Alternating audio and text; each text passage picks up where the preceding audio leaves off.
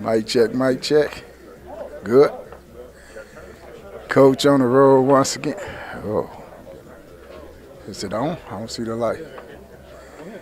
Coach on the road once again. Take your youngsters behind the scenes with the MLB stars of the game. I'm over here in the White Sox locker room. I got the man here, T.A. How we doing? Doing very well, thank you. We're going to let you introduce yourself to my Chicago audience. All right. What do you want to know? Tyler Alexander, what do you want to know? Where you from? Actually born here in Chicago, and then moved to Texas at about 6 months old, and grew up in Houston, Dallas-Fort Worth area. So you left one big city for another one, huh? Yeah, didn't move too much. College in Fort Worth. I live there now, so.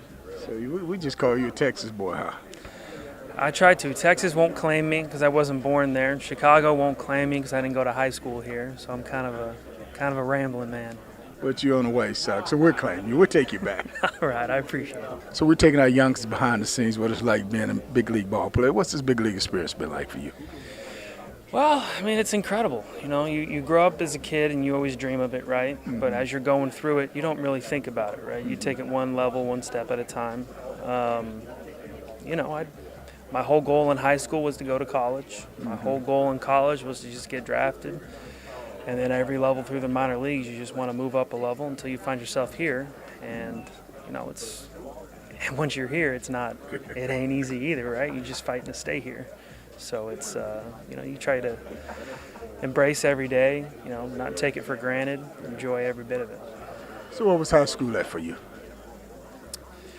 Well, the competition in Texas high school baseball is pretty high. Mm-hmm. I really enjoyed it. Mm-hmm. I was fortunate enough to have some really good coaches that I came up with. Summer baseball, some good coaches there. My high school pitching coach, great guy. I learned a lot, and I learned a lot of things that I still use in baseball today.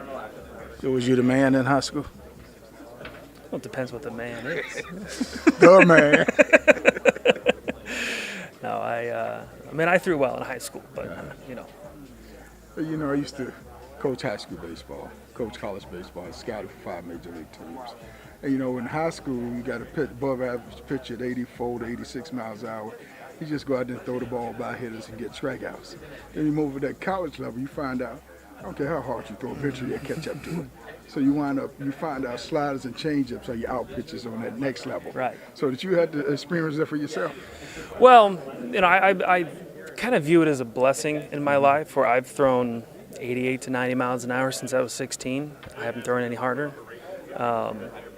So what I had to learn to do was pitch. High school, 90 miles an hour was good enough. Mm-hmm. College, it wasn't. Mm-hmm. And I was fortunate in college. I had a really good pitching coach who pitched in the big leagues for a long time. He was a soft toss and right-handed. Mm-hmm. His name is Kirk Sarlos. Mm-hmm. So what he taught me was the art of pitching. Mm-hmm. Because the whole goal, I've tried to throw harder my whole career, haven't been able to. But what I learned was how to sequence, how to throw those breaking balls, and how to locate the spots, how to throw up, how to throw down, what to throw after what.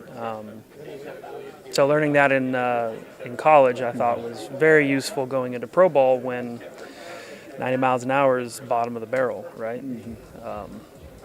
So I think that experience of not being able to throw hard helped me a lot in how I pitch today.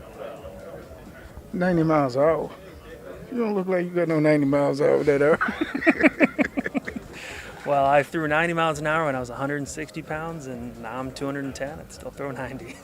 Well, you was the man in high school and college throwing 90. Yeah, I was Big 12 in college, so, we had a lot of guys on our team that threw a lot harder than 90. But I've always been able to move the ball around, change speeds, hit my spots, and if you do it in the right way, that's good enough. Big 12, so now you going to get up by short brag and make my audience think you was the man. So wait a minute. So, you had to basically learn on the next level. It's about throwing them what I called in college, I would tell my guy, get yourself out pitches. Mm-hmm. You let the hitters get themselves out, and you don't try to get them out. Yeah. Well, you're not going to strike a lot of guys out throwing 90 miles an hour. I mean, you can, right, if done correctly. But what you do is you change speeds, right? You search for weak contact early, which is our whole goal in college was 12 or less pitches an inning. Keep your pitch count down and go deeper into a game. And the way you do that is not by trying to strike everybody out, by searching for weak contact early.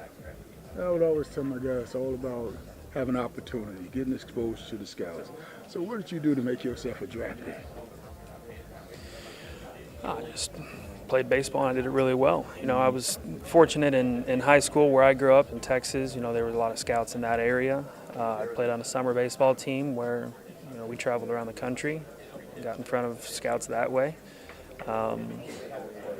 Threw well in high school. Guys came and saw me. I got drafted out of high school, turned it down, went to college. So that was a great choice.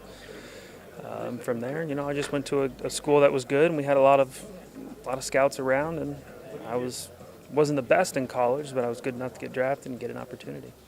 So you got 2 bites of that, but one out of high school, one out of college. See you tried to. Same team, though. Okay. Same team. Same team. Which team was Tigers. that? Tigers. Detroit Tigers. They drafted me out of high school, and I wanted to go to college to begin with, so I put my number astronomically high.